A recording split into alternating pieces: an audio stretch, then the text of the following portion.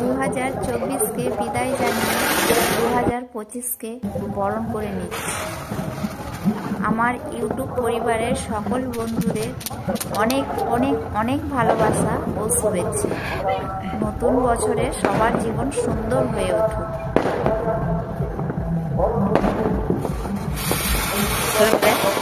আমার ছেলে বাজি ফাটিয়ে নতুন বছরকে আহ্বান করে খুব মজা করছে।